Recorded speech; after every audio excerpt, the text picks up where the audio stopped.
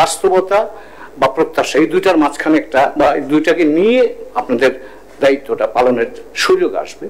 এবং সেই ক্ষেত্রে আমি মানুষের প্রত্যাশার আলোক থেকে বা আলোকে যদি দেখি, তাহলে মানুষ আপনাদেরকে একটা উঁচু নৈতিক মানদণ্ডের উপর বিচার করবে এবং করতে আগ্রহী।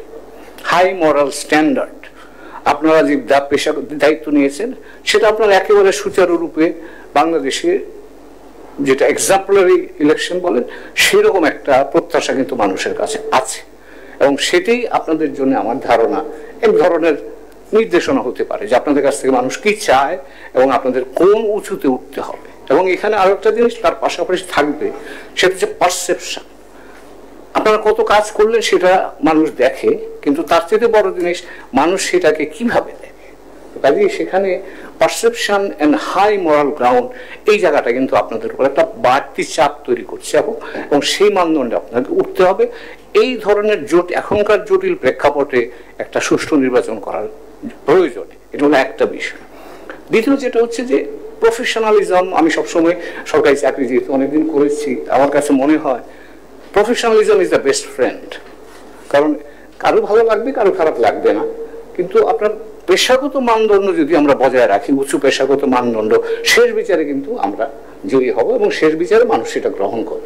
কারণ মানুষের একটা কালেকটিভ গুডনেস আছে বা গুড সেন্স আছে, তারা বুঝতে পারে দেখলে যে কোন জায়গাটা পেশাগতভাবে সঠিক হয়েছে, কোন জায়গাটা হয়নি। তো কাজেই এই পেশাগত জায়গাটাতে আপনাদের আমি বলবো যে একেবারে সোজা লাইন সিরাতুল মুস্তাকিম ধরে হাঁটতে হবে, এবং সেটা যদি করেন ইনশাল্লাহ আপনারা একটা ভালো নির্বাচন এবং কনসিকুয়েন্সিয়াল নির্বাচন উপহার দিতে পারবেন বলে আমি মনে করছি। আরেকটা জিনিস আমি বলবো, আপনারা এই পুস্তিকাতে দেখছি আপনারা আপনাদের যারা নির্বাচনের সাথে সংশ্লিষ্ট কর্মকর্তারা আছেন তাদেরকে ট্রেনিং করাবেন, এবং সেগুলো আমি নিজে নির্বাচনের খানিকটা অভিজ্ঞতার আলোকেই বলছি। সেটা হচ্ছে যে আপনাদের ওই পর্যায়ের কর্মকর্তাদের আপনার এম্পাওয়ার করতে হবে, তারা যাতে সিদ্ধান্ত নিতে পারে ওখানে, এবং নির্ভয়ে যাতে সিদ্ধান্ত নিতে পারে। তারা যদি মনে করে কোনো জায়গাতে ব্যত্যয় ঘটছে কোনো কাজে, সেখানে তারা সঠিক সিদ্ধান্তটা নিতে পারে, সেই ব্যাকিংটা বা সেই এম্পাওয়ারমেন্টটা তাদেরকে আপনারা করতে হবে। আমরা খুব জাতি হিসাবে অনেক অর্জন থাকার পরেও আমরা খুব দুঃখী এবং দুর্ভাগা এই কারণে যে 54 বছরে এই জাতি তার ইলেকট্রাল প্রসেস ঠিক করতে পারে নাই, কিভাবে ক্ষমতার ট্রানজিশন হবে এখনো আমরা ঠিক করতে পারি নাই। এর চেয়ে দুর্ভাগ্য জাতি আর কি হতে পারে, কেন পারিনি আসলে।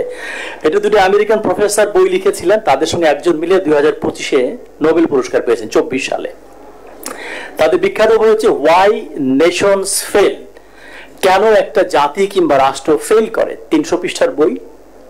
পৃথিবীর বহু দেশের এক্সাম্পল তারা দিয়েছেন, দিয়ে শেষ চ্যাপ্টারে অ্যান্সার দিয়েছেন কেন একটি জাতি কিংবা রাষ্ট্র ফেল করে। 3বার বলেছেন ইনস্টিটিউশনস, ইনস্টিটিউশনস অ্যান্ড ইনস্টিটিউশনস। ওই চ্যাপ্টারের নামই 3বার দেওয়া। যে রাষ্ট্র তার প্রতিষ্ঠান নির্মাণ করতে পারে না সেটি ব্যর্থ হতে বাধ্য। তো আমাদের এরকম প্রেক্ষাপটে আপনি নির্বাচন করবেন যেখানে বাংলাদেশে কোনো প্রতিষ্ঠান নেই। বাংলাদেশের 3 জন প্রধান বিচারপতির পরিণতি আপনারা দেখেছেন। একজনকে ঘাট ধাক্কা দিয়ে বাংলাদেশ থেকে বের করে দেওয়া হয়েছে 5 তারিখের আগে, আরেকজনকে 5 তারিখের পরে মব করে তাকে বের করে দেওয়া হয়েছে। আরেকজন খায়রুল হকের কথা জানেন, সে এখন কারাগারে। সাবেক প্রধান নির্বাচন কমিশনদের পরিণতি আপনারা দেখেছেন। মানবাধিকার কমিশন বলেন, তথ্য কমিশন বলেন, পার্লামেন্ট বলেন, বাংলাদেশে কোনো প্রতিষ্ঠান কিন্তু নেই। আইন শৃঙ্খলা পরিস্থিতি বলেন, পুলিশের উপরে কোনো আস্থা মানুষের নেই।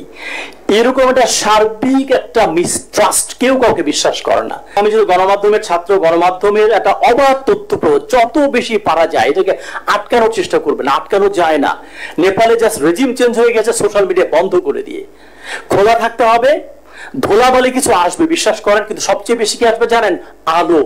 কাজে আলো ঠেকানোর জন্য জানালা বন্ধ করেন না, ধোলাবালিকে ঠেকানোর চেষ্টা করতে হবে। তরুণ প্রজন্মের প্রত্যাশার বিষয়টার শুরুতেই হুমায়ুন কবির সাহেবও বলেছেন, কিন্তু তরুণ প্রজন্মের সাথে আমরা যেন ভুলে না যাই নবীন প্রবীণ ধনী দরিদ্র সংখ্যালঘু সবার কথা যেন মনে রাখি। তরুণ তো সর্বত্রই আছে, কিন্তু প্রবীণরা অনেক প্রত্যাশা নিয়ে বসে আছেন। এই গণ অভ্যুত্থানের ফসলটা তারা দেখতে চান যে সেটা ইতিবাচক হবে এই সেই জায়গাটাতে। আরেকটি হলো যে বারবার বলা হচ্ছে যে আস্থার একটা সংকটটা আমাদের মধ্যে তৈরি হয়েই গেছে।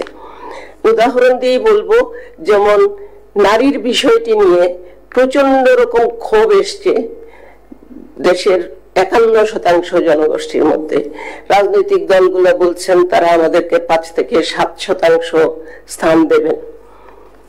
দান দক্ষিণা নাকি এটা, যে 5 থেকে 7% 55 বছর পরে, এটা শুনতেই অবাক লেগেছে, স্তব্ধ হয়ে গেছি। আসলে আমরা ক্ষুব্ধ হয়েছি নারী সমাজের পক্ষ থেকে যদি বলি। আমি নারী আন্দোলনের সাথে ঘনিষ্ঠভাবে জড়িত দীর্ঘদিন ধরে, সেই জায়গা থেকেই বলবো। তখন একটা কথা এসেছিল, উদাহরণ দিয়ে কথাটা বলবো, একটা কথা এসেছিল, আচ্ছা এই দেশের মেয়েরা ভোট না দিলেই তো পারে। তখন 51% ভোটার ভোট দেবে না।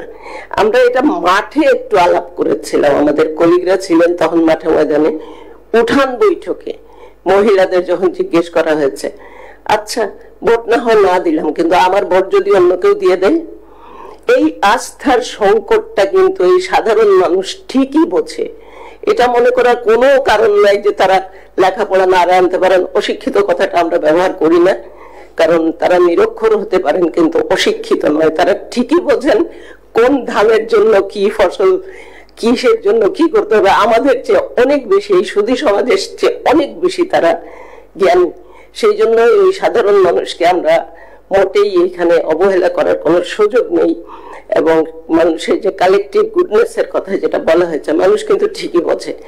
আমাদের দেশের কি বলবো, রাজনৈতিক প্রজ্ঞা যেখানে, তারা অনেকেই মনে করেন এরা কিছুই বোঝে না, পাবলিক কিন্তু ঠিকই বোঝে।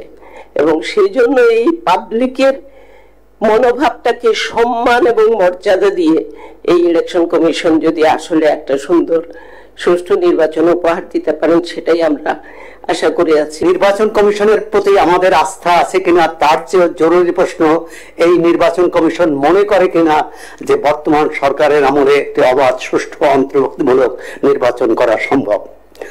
যদি মনে করে তাহলে কিন্তু নির্বাচন কমিশনকে দায় নিতে হবে ভবিষ্যৎ পরবর্তী নির্বাচনের। আর যদি মনে না করেন তাহলে কি কি করণীয়, এই সরকারের আগামী 5 মাসে কি কি করণীয়, সেই বিষয়ে আপনারা সুনির্দিষ্ট প্রস্তাব দিবেন, সেটি জনসমক্ষে প্রকাশ করবেন, এবং সরকার কি করেছে তার বিপরীতে কি কি পদক্ষেপ নিয়েছে সেই বিষয়েও জনসমক্ষে জানাতে হবে। যদি এটি করতে পারেন তাহলে নির্বাচন কমিশনের প্রতি আস্থা জনগণের আসবে। নির্বাচন কমিশন নির্বাচন করে না, রাজনৈতিক দলগুলো নির্বাচন করেন না, নির্বাচনের দায়িত্বে যারা থাকেন, আইন শৃঙ্খলা রক্ষাকারী বাহিনী, জনপ্রশাসন, তারাও নির্বাচন করে না, নির্বাচন করে জনগণ। সুতরাং জনগণের ভোটাধিকার নিশ্চিত করার দায়িত্ব এই সব পক্ষের।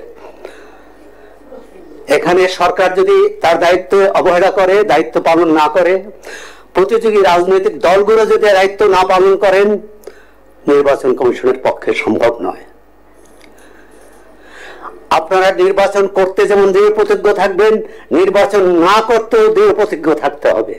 আপনারা যদি মনে করেন আপনাদের বিবেচনায়, আপনাদের তদন্তে, আপনাদের জরিপ, সমস্ত কিছুতে যদি মনে করেন সুষ্ঠু নির্বাচন সম্ভব নয়, আমি মনে করি নির্বাচন থেকে সরে আসা উচিত, আপনাদের পদত্যাগ করা উচিত বা অপারগতা প্রকাশ করা উচিত।